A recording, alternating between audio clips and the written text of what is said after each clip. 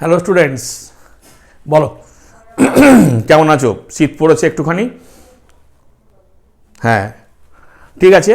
আজকে তাহলে শীতের মধ্যেই আমরা নিউটনস ল শুরু করি। তোমরা নিউটনস ল অনেকদিন আগে থেকেও পড়েছো। আমরা মোশনের সময় বলেছিলাম যে মোশনের দুটো ভাগ আছে। একটা হচ্ছে কাইনেমেটিক্স, যেখানে আমরা কোনো পার্টিকেল বা কোনো বডির অবস্থানগত পরিবর্তন আলোচনা করি। আরেকটা ভাগ আছে যেখানে অবস্থানগত পরিবর্তনের কারণ আলোচনা করা হয়, সেটাকে আমরা বলি ডাইনামিক্স। আজকে আমরা অবস্থানগত পরিবর্তনের কারণ অর্থাৎ মোশনের কারণটা কি, কি কারণে মোশন তৈরি হয়েছে, এটা আমরা আলোচনা করব। এবং সেই আলোচনা সাপেক্ষে মোশনের জন্য দায়ী কে, এটা আমরা আজকে বিশেষ করে আলোচনা করব এই নিউটনস লস থেকে। তাই আমরা এখানে বেশ কতগুলো ফিগার তৈরি করে রেখেছি তোমাদের জন্য বোঝার সুবিধের জন্য। ডাইনামিক্স কথার অর্থ হচ্ছে কজ অফ মোশন। তা তোমরা একটু বলো যে মোশনের মূল কারণটা কি। দেখি তোমাদের মধ্যে কোনো একজন নিশ্চয়ই বলতে পারবে। হ্যাঁ বলো। ফোর্স, ইয়েস, হ্যাঁ বল। আমরা এখানে লিখে রেখেছি ফোর্স।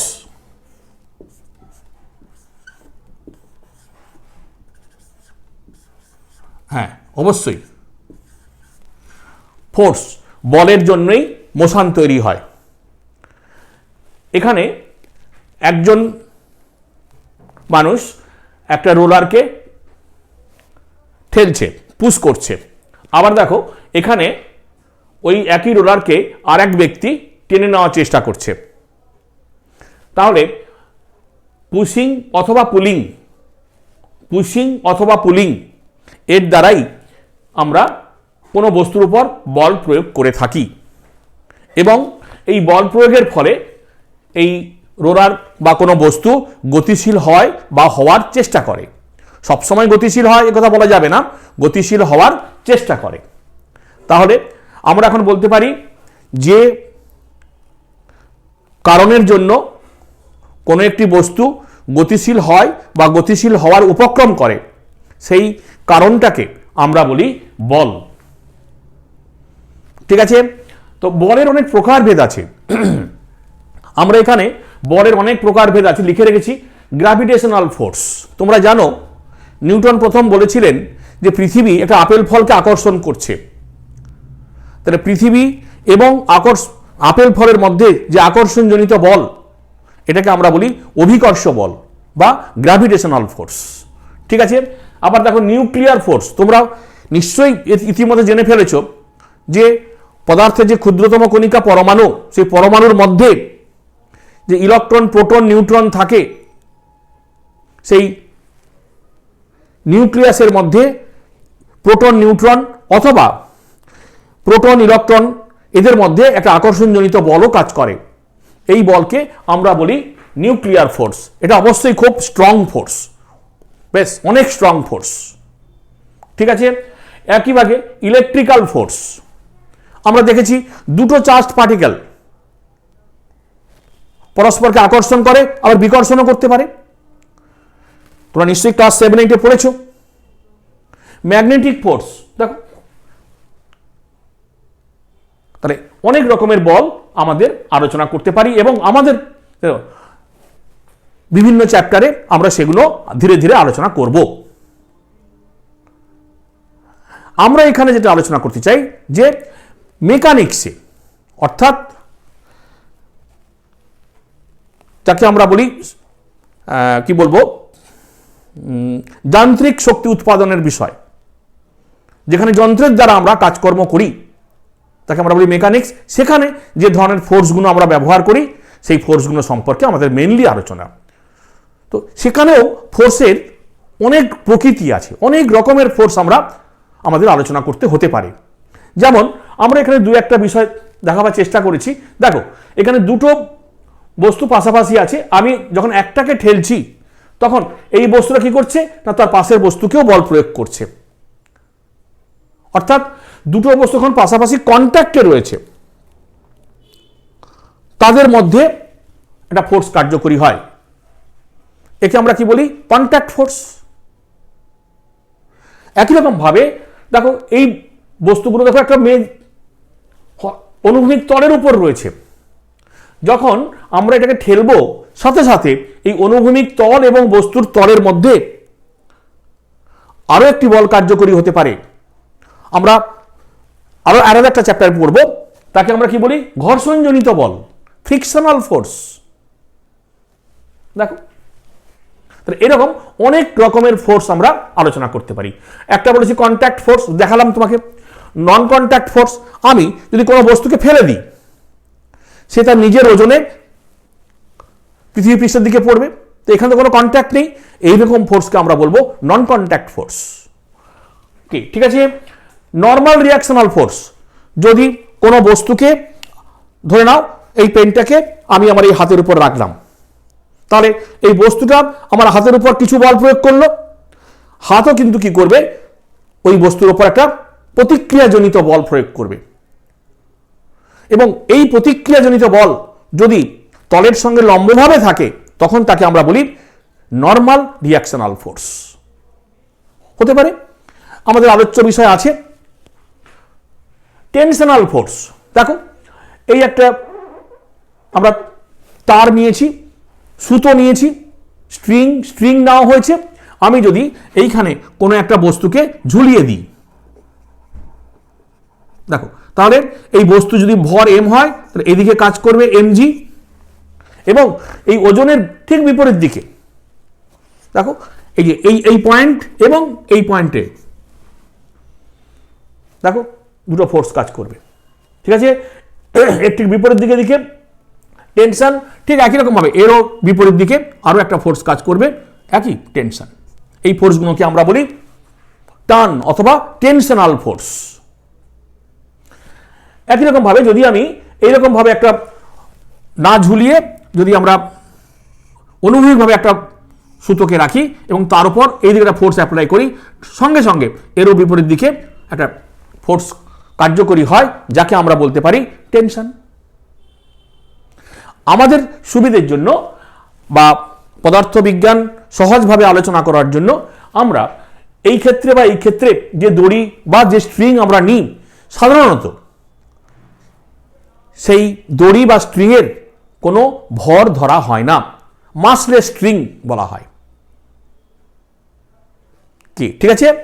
তাহলে আমরা না সব ক্ষেত্রে নয়, আমাদের প্রবলেমে যদি বলে দেওয়া থাকে যে দড়িটার ভর দেওয়া হলো, তখন দড়িটার ভর ধরেই তোমাকে প্রবলেমগুলো করতে হবে। জেনারেলি আমরা যে আলোচনা করি যে সকল দড়ি বা স্ট্রিং নিয়ে, তাদের ভর ধরা হয় না, মাসলেস স্ট্রিং ধরা হয়। কি ঠিক আছে? যদি কোনো স্প্রিং রাখা হতো, যদি স্প্রিংটাকে আমরা টানতাম, আমরা যদি বলি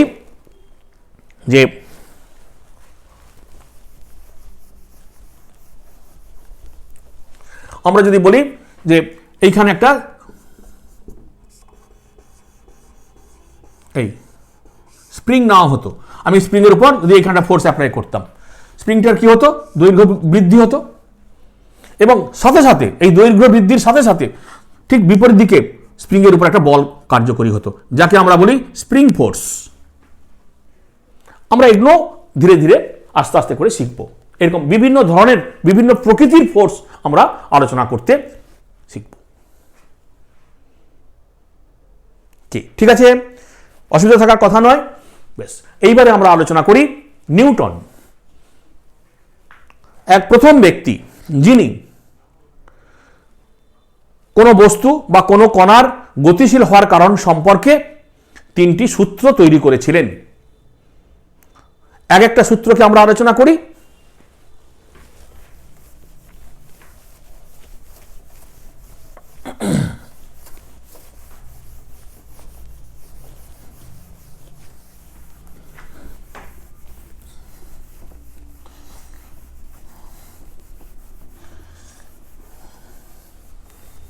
হ্যাঁ, আমরা প্রথমে যে সূত্রের কথা আলোচনা করি সেটা হলো ফার্স্ট ল, প্রথম সূত্র, নিউটনের প্রথম সূত্র, ফার্স্ট ল।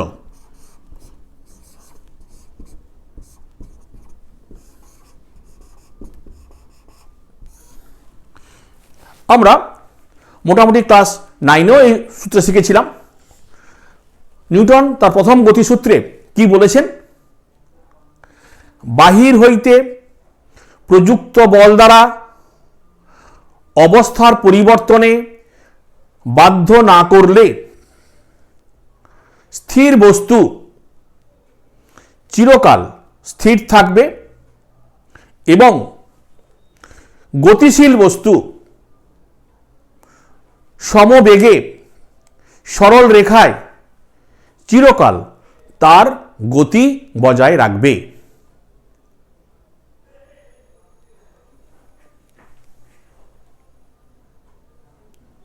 ঠিক আছে, নিউটনের প্রথম গতিসূত্র থেকে আমরা দুটো জিনিস, দুটো বিষয় বিশেষভাবে আলোচনা করতে পারি। নাম্বার 1, 1 নম্বর, পদার্থের জাড্য ধর্ম।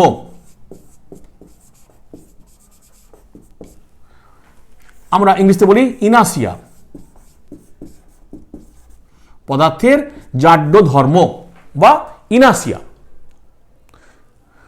অর্থাৎ আমি যদি কোনো একটা বস্তুকে, আমার ফিজিক্স বইটাকে আমার টেবিলে রেখে চলে যাই, কিছুদিন পর যদি সেইখানে ফিরে আসি, কি দেখব না টেবিলটা যেমন ছিল তেমনই আছে, টেবিলের উপর ফিজিক্স বইটা যেমন ছিল তেমনই থাকবে। হ্যাঁ, কন্ডিশন একটাই, যদি না কেউ তাকে সরিয়ে না নিয়ে যায়। তাহলে কি হলো? যদি কেউ তাকে সরিয়ে না নিয়ে যায়, অর্থাৎ যদি কেউ বাইরের থেকে তার উপর কোনো বল প্রয়োগ না করে, তাহলে কোনো একটা বস্তু যখন স্থির থাকে তখন ওই বস্তুর মধ্যে একটি বিশেষ ধর্ম সৃষ্টি হয়। ওই ধর্মের কাজ কি না, ওই ধর্মটা তার ওই স্থিতি অবস্থাটাকে বজায় রাখতে সাহায্য করে। বস্তুটির এই স্থিতি অবস্থা বজায় রাখার যে ধর্ম, তাকে আমরা বলি স্থিতিজাড্য ধর্ম।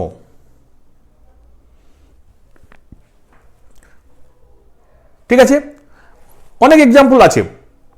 তুমি কোনো একটা বাসে বসে রয়েছো, বাসটা স্থির, তুমিও স্থির। যখন বাসটা চলতে শুরু করে আমরা পিছন দিকে হেলে পড়ি, অর্থাৎ আমাদের যে দেহের উপরের অংশ সেটা স্থির অবস্থায় ছিল। যখনই বাসের সঙ্গে সংলগ্ন নিচের অংশটা চলতে শুরু করলো, আমাদের উপরের অংশটা, দেহের উপরের অংশ তার স্থিতিজাড্য ধর্ম বজায় রাখার চেষ্টা করে, তাই সে পিছন দিকে হেলে পড়ে।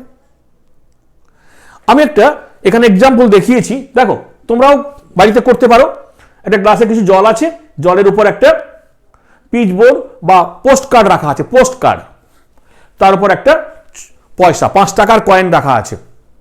তুমি খুব জোরে এটাকে ধাক্কা মারো, দেখবে এটা ছিটকে বেরিয়ে চলে যাবে, আর এই যে 5 টাকার কয়েনটা নিচে পড়ে যাবে। কারণ কি না, তুমি বল প্রয়োগ করলে কার উপর? এই পোস্ট কার্ডটার উপর। তুমি কিন্তু এই 5 টাকার কয়েনটার উপর বল প্রয়োগ করনি, ফলে পোস্ট কার্ডটার উপর বল প্রয়োগ করার ফলে পোস্ট কার্ডটার জাড্য ধর্মের পরিবর্তন ঘটে গেল। কিন্তু এত দ্রুত ঘটলো যে এই 5 টাকার কয়েনটা যেটা উপরে ছিল সে তার জাড্য ধর্ম বজায় রাখার চেষ্টা করলো, ফলে নিচে কিছু না থাকার জন্য সে গ্লাসের মধ্যে পড়ে গেল। ঠিক আছে, তাহলে যখন কোনো একটা বস্তু স্থির অবস্থায় থাকবে, ওই বস্তুর মধ্যে একটি বিশেষ ধর্ম সৃষ্টি হয়, যাকে আমরা বলি স্থিতিজাড্য ধর্ম। ওই ধর্ম বস্তুটির স্থিতিশীল অবস্থাকে বজায় রাখার চেষ্টা করে। অবশ্যই কেবলমাত্র বাহ্যিকভাবে প্রযুক্ত বল এই জাড্য ধর্মের পরিবর্তন ঘটাতে পারে।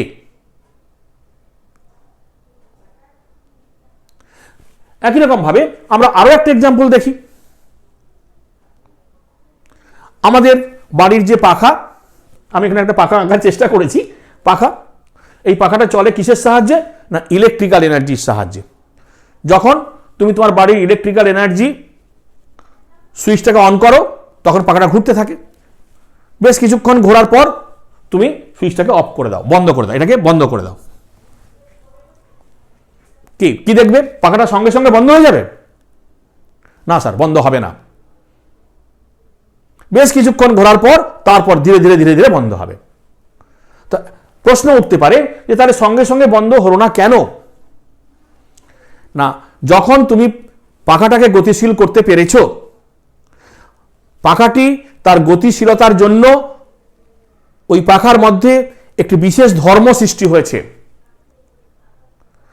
সেই ধর্মটাকেই আমরা বলি জাড্য ধর্ম।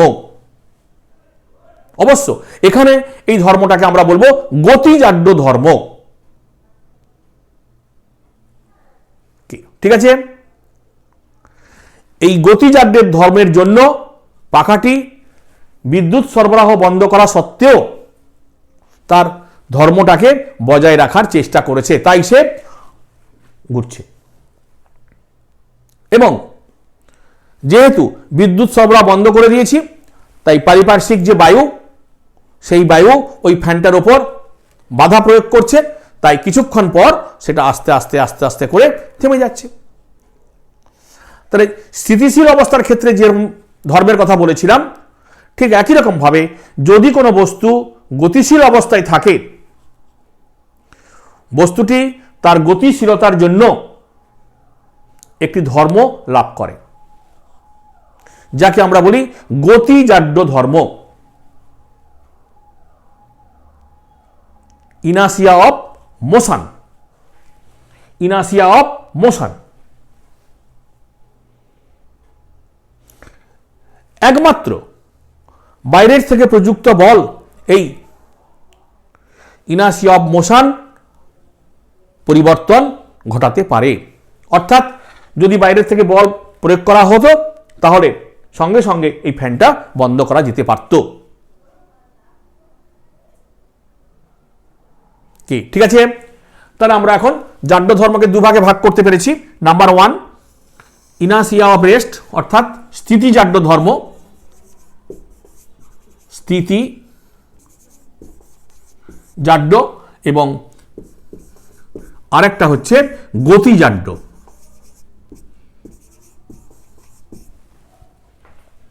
কি ঠিক আছে? তাহলে নিউটনের প্রথম গতিসূত্র আলোচনা করে আমরা জাড্য ধর্ম সম্পর্কে আলোচনা করতে পারলাম। ঠিক আছে? সঙ্গে সঙ্গে এই সূত্রটাকে আরেকটু পর্যালোচনা করে দেখা যায় যে জাড্য ধর্মের পরিবর্তন ঘটাতে পারে যে কারণ, সেই কারণটাকে আমরা কি বলতে পারি? বল। তাহলে আমরা বলতে পারি বল এক প্রকার বাহ্যিক কারণ, যা কোনো বস্তুর জাড্য ধর্মের পরিবর্তন ঘটায় বা ঘটাতে চেষ্টা করে। সবসময় ঘটায়, কথা বলা ঠিক হবে না। আমি কোন একটা দেওয়ালকে ঠেললাম, আমি কি তাকে সরিয়ে দিতে পারি? পারি না। এই জন্য আমরা বলতে পারি যে বাহ্যিক কারণের জন্য কোনো বস্তুর জাড্য ধর্মের পরিবর্তন ঘটানো যায় বা ঘটানোর চেষ্টা করা হয়, সেই বাহ্যিক কারণটাকে আমরা বলে থাকি বল। Force is an external cause which tends to change the inertia of a body or change the inertia of a body, tends to change or change the inertia of a body। কোন বস্তুর জাড্য ধর্মের পরিবর্তন ঘটায় বা ঘটানোর চেষ্টা করে। ঠিক আছে? তাহলে আমরা নিউটনের প্রথম গতিসূত্র আলোচনা করে দুটো জিনিস পেলাম, একটা হলো জাড্য ধর্ম এবং আরেকটা হলো ডেফিনেশন অফ ফোর্স।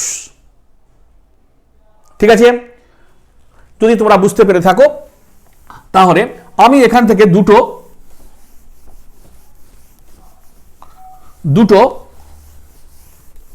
প্রশ্ন তোমাদের কাছে রাখছি, তোমরা নিশ্চয়ই উত্তর আমাকে পাঠাবে বা জানাবে। দেখো, প্রথম প্রশ্ন যদি লিখতে পারো খুব ভালো সুবিধা হয়। একটি নৌকো একটি নৌকো স্থির জলে ভাসছে, স্থির নদীতে বা জলে ভাসছে। নৌকোর পাটাতনে বসানো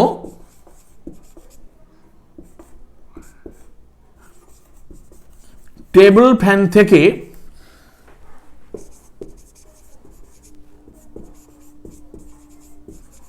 নৌকোর পালে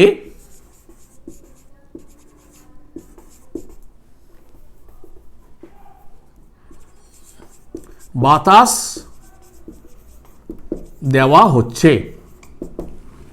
টেবিল ফ্যান থেকে নৌকোর পালে বাতাস দেওয়া হচ্ছে। আমার প্রশ্ন, নৌকোটি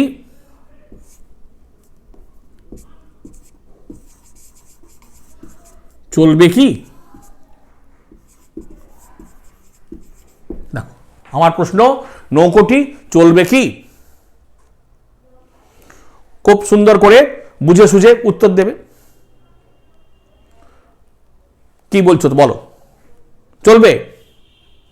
তুমি পরীক্ষা করে দেখতে পারো, তোমার বাড়িতে ছোট্ট করে একটা নৌকো তৈরি করবে, স্থির কোনো একটা তোমার বাড়ির কাছাকাছি পুকুরের মধ্যে রাখবে, রেখে টেবিল ফ্যান বসিয়ে সেখান থেকে, কি বলছো তোমার বলো? চলবে না। কেন চলবে না?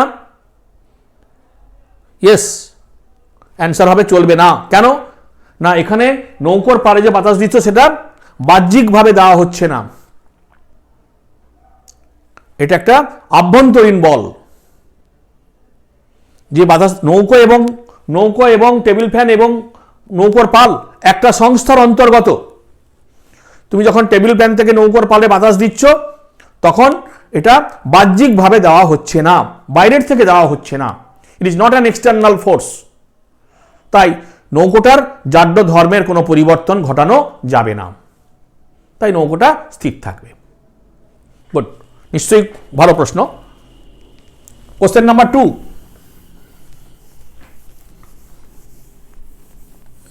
কোশ্চেন নাম্বার 2, আমি এরকম একটা তারকে এম ভর একটা ব্লকের সঙ্গে বেঁধে ঝুলিয়ে দিয়েছি, আর নিচে আর একটা সুতো রেখেছি। দেখো, এটা আমার কোনো এ বি, এটা হলো সিডি। ঠিক আছে, আমি দেখো খুব ধীরে ধীরে এরপর বল প্রয়োগ করলাম। নাম্বার 1 এফ ফোর্স অ্যাপ্লাই করলাম। নাম্বার 1 খুব ধীরে ধীরে,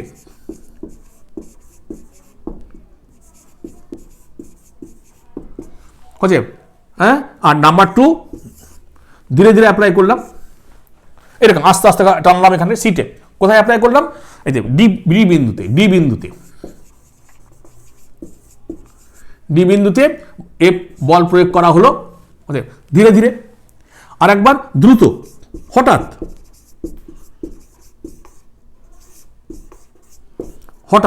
করে ফোর্সটা অ্যাপ্লাই করলাম, দ্রুত, খুব হঠাৎ করে, সাডেনলি আমরা এই ফোর্স অ্যাপ্লাই করলাম। কি হবে হঠাৎ করে? ভাবো, তোমরা চিন্তা করো, দেখো কি হয়।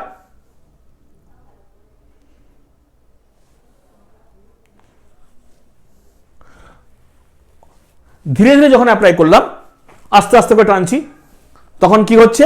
তখন তুমি যে বলটা প্রয়োগ করছো সেটা এই তারের উপর পড়ছে, এই তারের উপরও পড়ছে, এই যে এখানে পড়ছে। ফলে কি হচ্ছে না, এই যে এইখান থেকে, এই এ পজিশন থেকে এটা কিছুক্ষণ পর ছিঁড়ে যাবে। ঠিক আছে, হ্যাঁ, এটার উপর তো এর একটা এমজি আছেই, অবশ্যই আছে। এর উপর তো একটা এমজি কাজ করছেই, এর উপর একটা এমজি অবশ্যই কাজ করছে, এমজি, আর সেটা আছেই। আর তুমি যখন বল প্রয়োগ করছো তখন সেই যেহেতু ধীরে ধীরে করছো, সেই বলেরও একটা প্রভাব এর উপর থাকবে। ফলে কি দেখা যাবে না, ধীরে ধীরে বল প্রয়োগ করলে এই পুরো সিস্টেমটা এ বিন্দু থেকে ছিঁড়ে যাবে। এই বিন্দু থেকে ছিঁড়ে যাবে। ঠিক আছে, বোঝা গেছে? কিন্তু তুমি যদি হঠাৎ করে অ্যাপ্লাই করো তাহলে কি হবে? তা দেখো, তুমি যে বলটা প্রয়োগ করলে সেটা কিন্তু এখানে আসতে পারবে না দ্রুত, ফলে এর জাড্য ধর্মের পরিবর্তন ঘটানো যাবে না। ফলে কি হবে? এটা সি থেকে ছিঁড়ে যাবে। হ্যাঁ, কি হবে? সি বিন্দু থেকে ছিঁড়ে যাবে।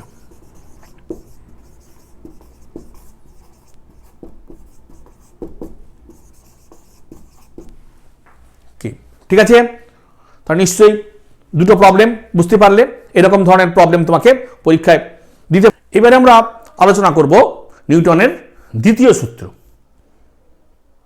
প্রথম গতিসূত্র থেকে আমরা বলের সংজ্ঞা জানতে পেরেছি, দ্বিতীয় গতিসূত্র থেকে আমরা বলের পরিমাপ সম্পর্কে আলোচনা করব। তবে দ্বিতীয় গতিসূত্র আলোচনা করার পূর্বে আমাকে আরও একটি বিষয় খুব ভালো করে জানতে হবে, যাকে আমরা বলি ভরবেগ, রৈখিক ভরবেগ, লিনিয়ার মোমেন্টাম কাকে বলে। শুরু করি। ভরবেগ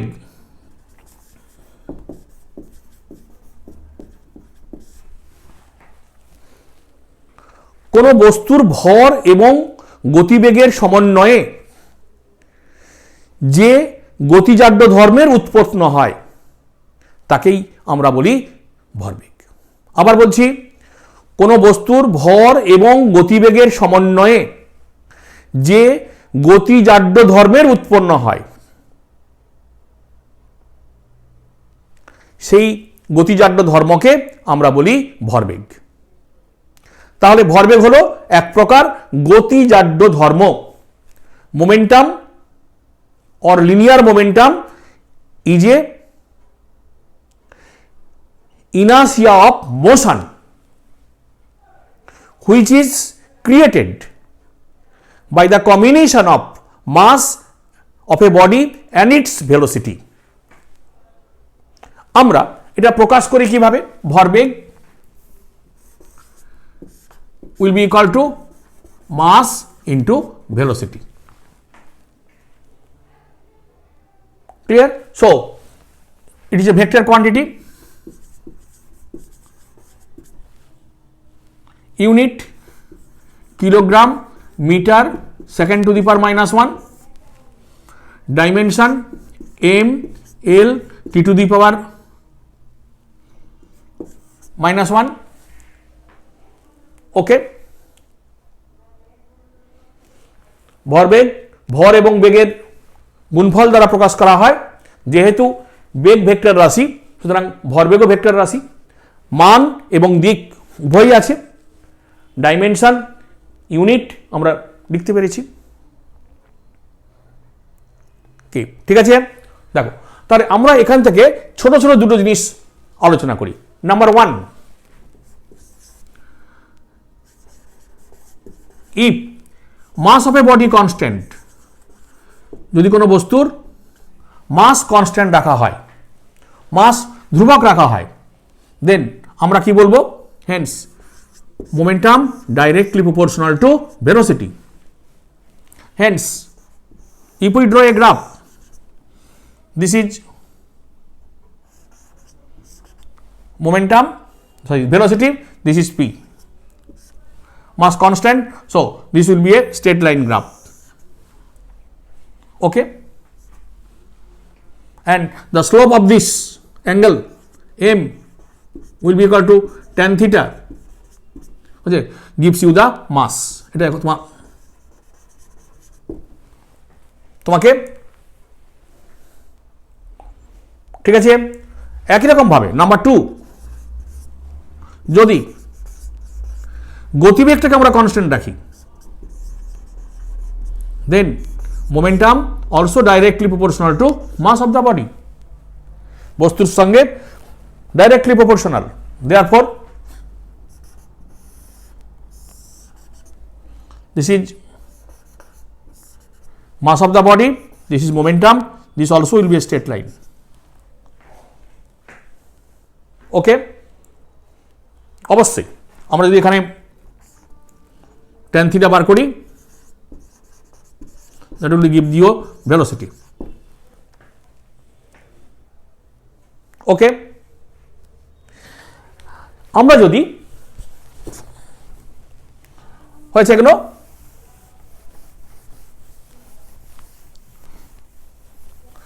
যদি আমরা বলি যে মোমেন্টাম ইজ কনস্ট্যান্ট,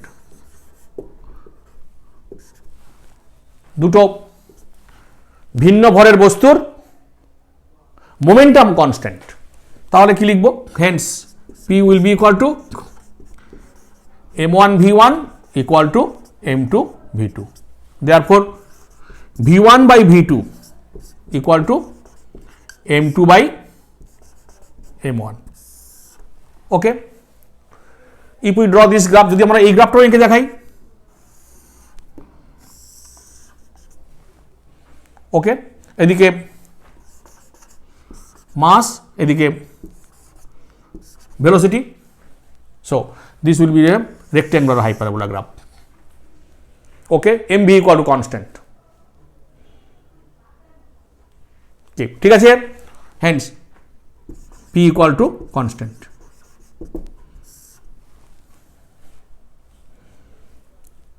ঠিক আছে, দেখো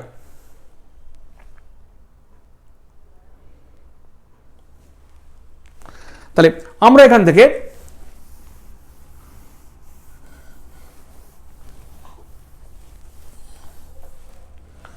যদি এরকম একটা প্রশ্ন আমাকে করা হয় যে এইটা একটা দেওয়াল,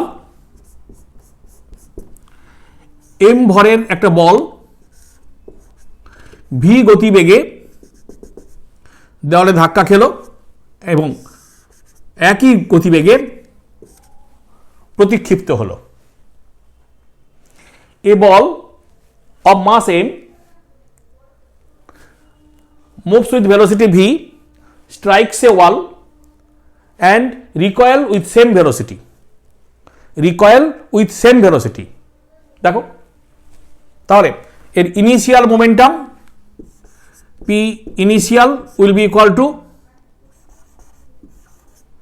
mv, final momentum also will be equal to mv, but it is a vector quantity, so we consider this is negative and this is positive according to our x and y x axis. So change of momentum, এই বলটার change of momentum কত হলো, Haynes change of momentum, ভরবেগের পরিবর্তন, change of momentum আমরা delta P লিখতে পারি, কত হবে? P final minus P initial. Okay, so this will be equal to MV minus minus MV, that is equal to 2 MV.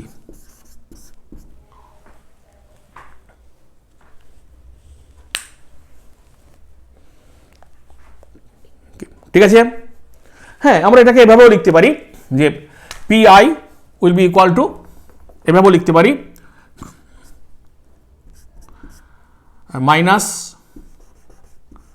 MV I cap, এটাকে লিখতে পারি MV only I cap. So this also may be written as, এটাকে আমরা এভাবেও লিখতে পারি 2 MV I cap.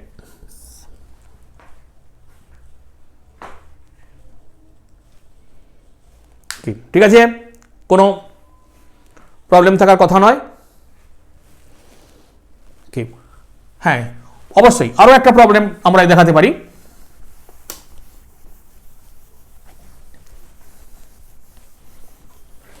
যদি ওই বলটাই ডিরেক্টলি স্ট্রাইক না করে একটা অ্যাঙ্গেলে স্ট্রাইক করতো, if the ball strikes the wall with an angle, এটা আমার ওয়াল, let this is mass, velocity v, this is theta, clear, and also recoil with the same angle, and also recoil with the same angle, with same velocity, recoils with the same angle and same velocity. Clear? Then what is the initial momentum, pi, and what is the final momentum? Clear? So pi vector may be written as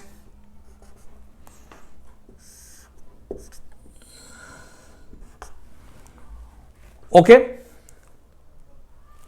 if this angle is theta, this is theta, so mv minus I cap plus, sorry, mv cos theta I cap plus mv sin theta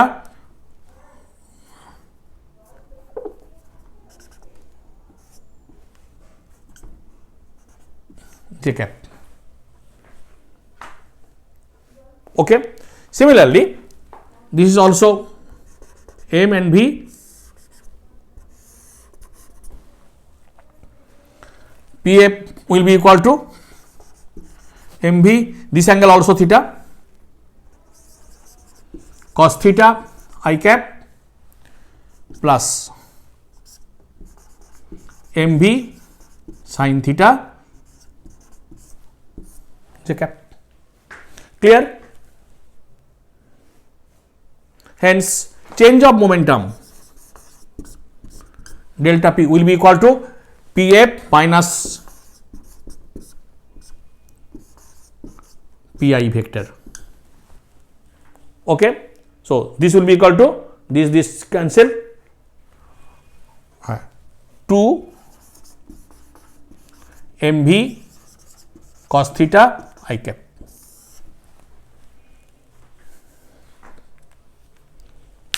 Very important problem, খুব ভালো problem.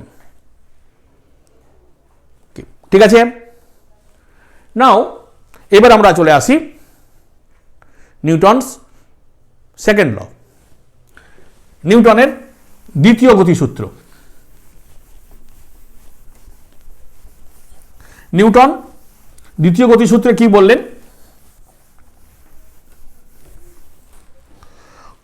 কোন বস্তুর ভরবেগের পরিবর্তনের হার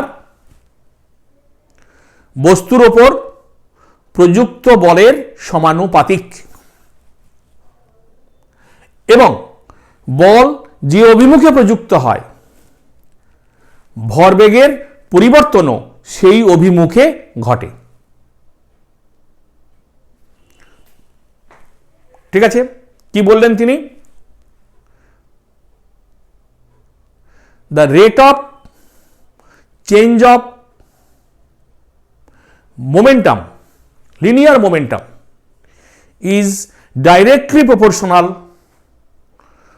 to the force applied on it, and the change of momentum occurs in that direction along which the force is acting. যেদিকে বল প্রযুক্ত হচ্ছে সেই দিকেই ভরবেগের পরিবর্তন ঘটবে। Let us consider this is a straight line path, the mass of m, we apply a force on it F. So according to our Newton's second law, F directly proportional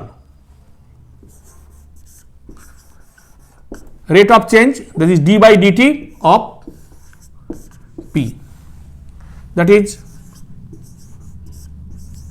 d by dt of mv. Okay, hence F will be equal to a constant k, m also constant, dv by dt. We consider mass equal to constant. If mass is variable, we will discuss on the next video or on any other video. দেখো যদি এমটাকে constant না ধরা হয় তাহলে এটা আমরা পরে আলোচনা করব। Okay, hence d v by d t, therefore F equal to K into M into acceleration. If this is vector, so this is also vector. Clear? K. We define, now we define unit force. What is unit force?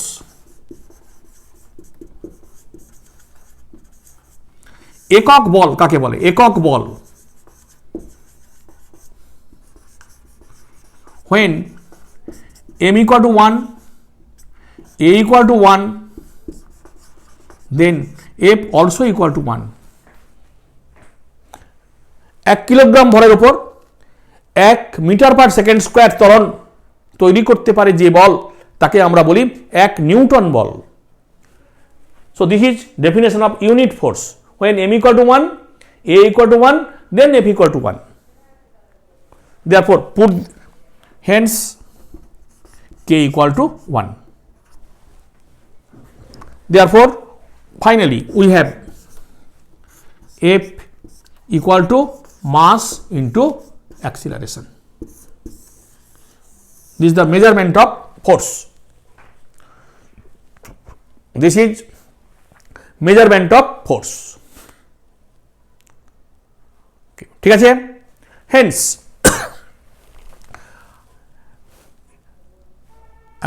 also vector, force is a vector quantity, also vector, dimension m l t to the power -2, unit SI unit Newton, 1 Newton equal to 1 kilogram into 1 meter per second square. Okay, from Newton's second law we can measure the amount of force which we can apply. আমরা যে বলটা প্রয়োগ করতে পারি সেই বলের magnitude কত হতে পারে এটা আমরা জানতে পারি নিউটনের দ্বিতীয় গতিসূত্র থেকে। ঠিক আছে, নিশ্চয়ই খুব কঠিন জিনিস নয়, ব্যাস। ওকে, এবার আরেকটুখানি আমরা পড়াবো।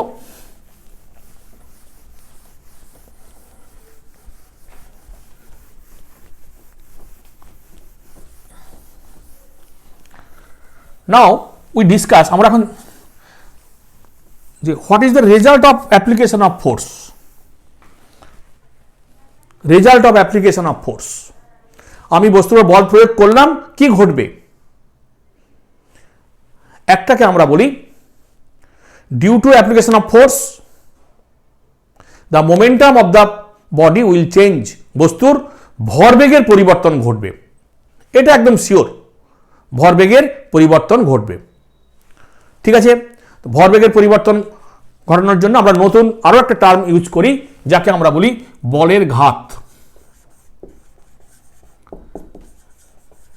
বলের ঘাত বা ইম্পালস।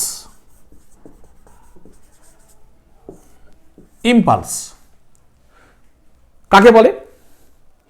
প্রযুক্ত বল এবং যে সময় ধরে বল প্রয়োগ করা হয় তাদের গুণফলকে আমরা বলি বলের ঘাত। অর্থাৎ I will be equal to force into time. Also F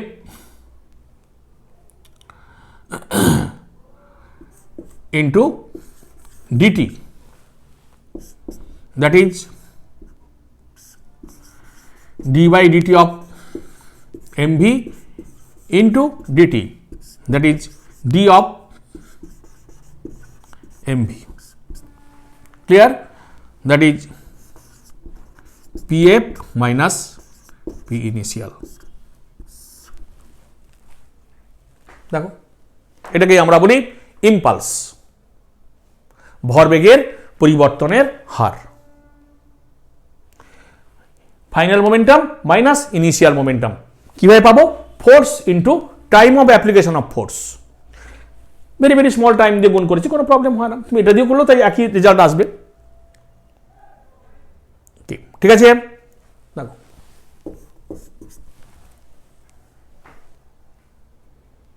okay. Graph যদি করি, when we apply a constant force, যখন F equal to constant, when we apply a force F equal to constant, clear?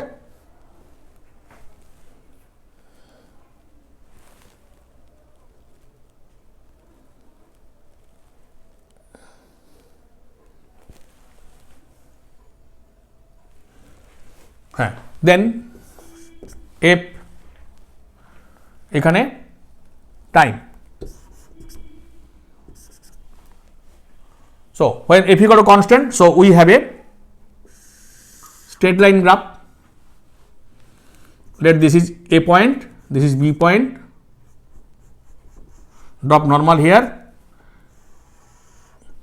If we area of the graph, hence area of the graph, দেখো force into time, this is force, this is time, that is OA into OM, that is equal to impulse.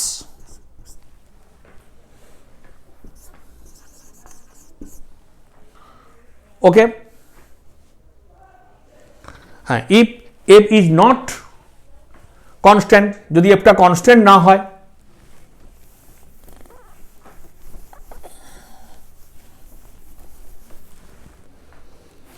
if F not equal to constant,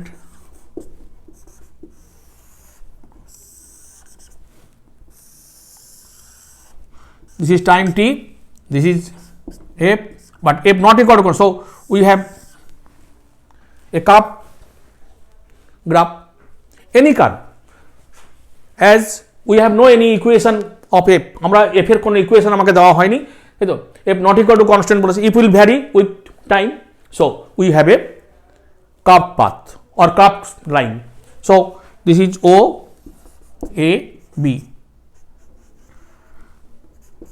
If you also calculate this area, যদি আমরা এই এরিয়াটা বার করতে পারি, হ্যাঁ, then we also impulse, অবশ্যই area যদি বার করতে পারি we also কি করে বার করব, according to calculus, drop a very very small time, a very very small element or very very small time, dt. Due to this time duration, this will be the force, so di will be equal to F into dt. Now if we integrate this, এরকম আমরা যদি এগুলোকে পরপর এইভাবে এই যে ইন্টারভ্যালে ভেঙে ফেলি, সেম ইন্টারভ্যাল ডিটি ভেঙে ফেলি আমরা, and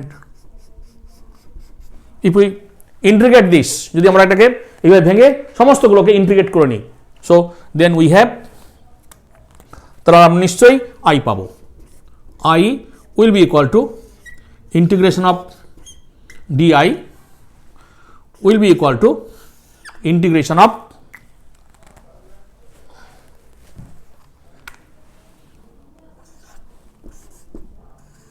zero to t F into dt.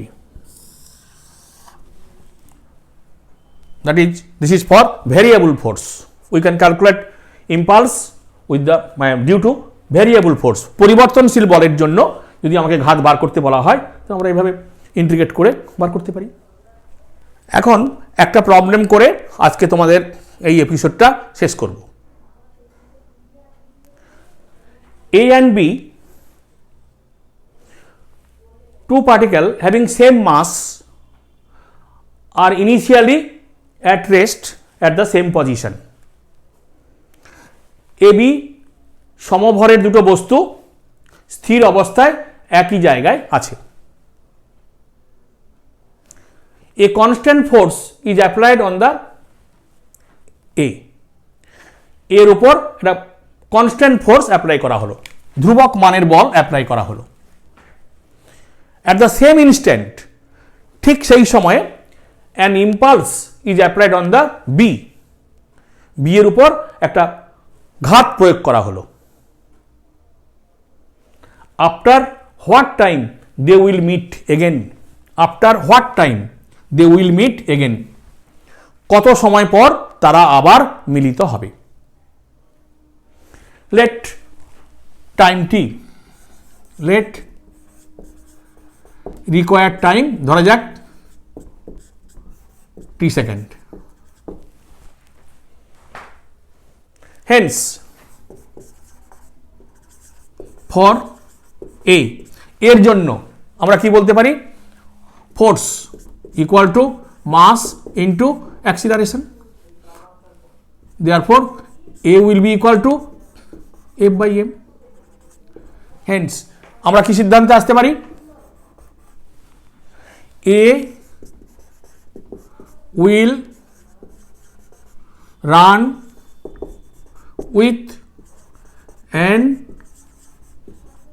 Acceleration. তাহলে যার উপর তুমি কনস্ট্যান্ট ফোর্স অ্যাপ্লাই করেছো সে অ্যাক্সিলারেশনে চলবে। Hence displacement, hence displacement S1 will be equal to initial 0 plus half a t square, that is half into f by m into t square. This is equation number 1. Okay, ঠিক আছে। for B we know impulse equal to change of momentum, impulse equal to change of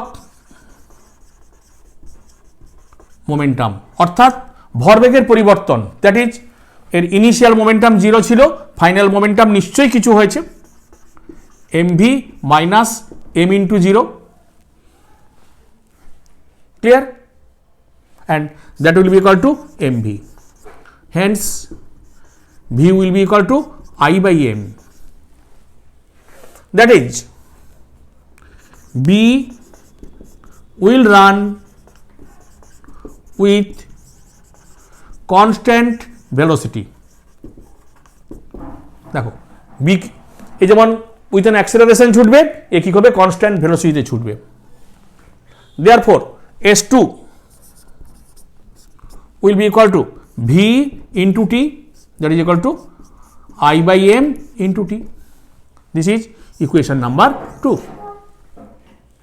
From the figure, initial position, final position same, so S1 equal to S2, hence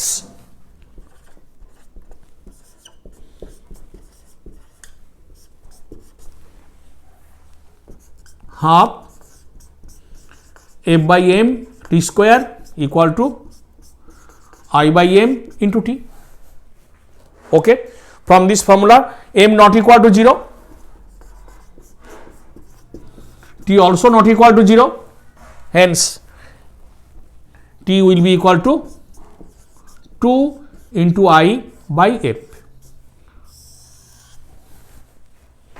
then 2 into I by f second পর তারা মিলিত হবে। ঠিক আছে, ওকে, thank you.